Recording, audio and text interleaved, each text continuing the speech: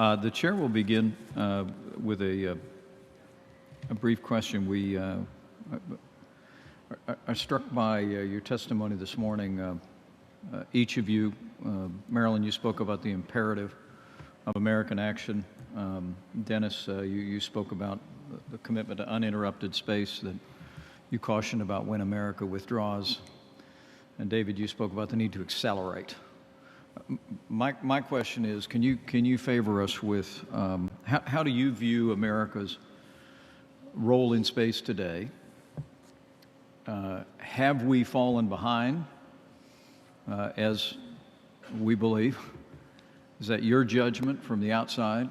And how quickly can we seize American leadership again in a broad range of areas in space? And maybe just briefly on that, and then I'll go to the rest of the panel. Marilyn, and then maybe others. Thank you, Mr. Vice President. I would say, first of all, that it is very important today that it is an imperative. In my view, national security, economic growth, as well as being able to help with education and understanding of our world is imperative around space. It has been for many, many years. It's even more so today. To your question about being behind, I think as you hear from the National Security Panel, you'll hear more insight to this, but I do think that we have to be vigilant on that front, as you've outlined in your remarks. From an economic security standpoint and from an economic growth standpoint, space is an inspirational area for us as a nation, not just because it's a new frontier, but because it makes our lives better. Right. We can look at so many technologies that we have gained through our exploration of space. And I think getting our young people, the next generation, as well as Americans today, focused on that will bring more jobs, will bring more inspiration, and will help us to continue to lead as a nation. Great, so it's an imperative. But Dennis, how quickly do we get back in the pole position in every area of space exploration, in your mind? How quickly can we get there? Sir, I think we can get there quickly if we have focus and commitment and resourcing. I share the sense of urgency here. We see countries around the world investing in space to gain competitive advantage. We know that investing in space is important from a national security and economic standpoint. We have the resources available. We have the talent available. We have the right programs in place now. It is important that we have long-term stability on funding, a clear commitment, and clear, actionable objectives. And with that, I think we can rally the whole country.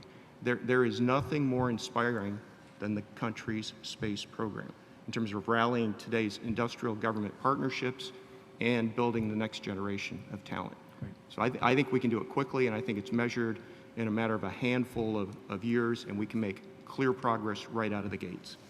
David, you were talking about the ability to do cislunar space,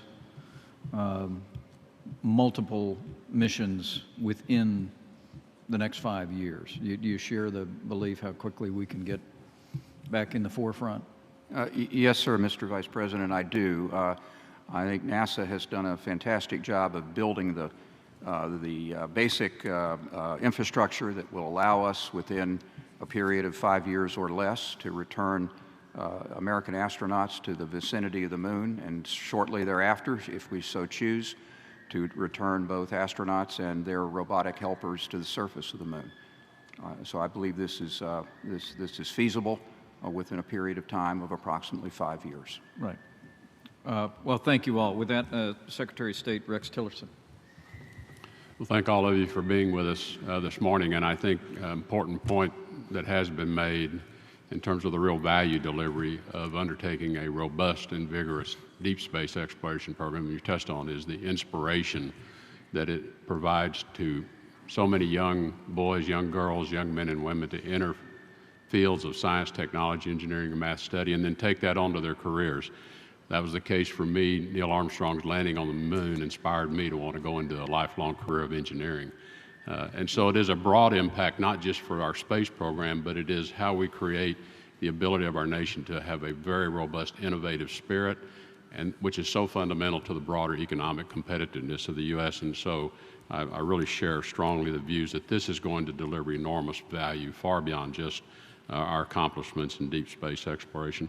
And with that, I had a couple of questions. One is, as we think about deep space exploration, And we have, in our space programs in the past, we've had very successful international consortium, cooperation, partnerships. As we think about deep space exploration, what's the proper, in your view, what is the proper architecture around an international effort to put humans into deep space exploration programs? Are there areas that we should reserve to ourselves? Are there areas that really lend themselves to international consortium?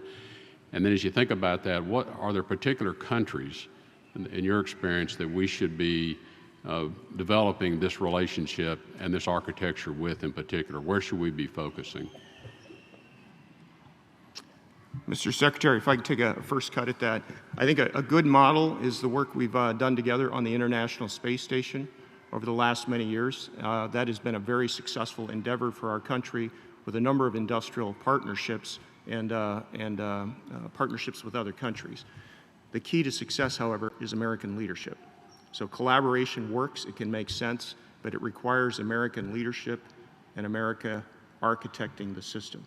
I think there are similar opportunities for deep space exploration, but again, I think America needs to lead with the technology, lead with the architecture, lead in terms of building an infrastructure that will allow international collaboration. There are certain elements of technology and innovation, too, that I think are appropriate for the United States to keep for itself, and that has to be part of architecting such a program. But I think the opportunity to bring in additional resources and talents with many of our global partners, our allies, finding intersections between national security and economic security are very viable, and those are the places where I would look for partnerships.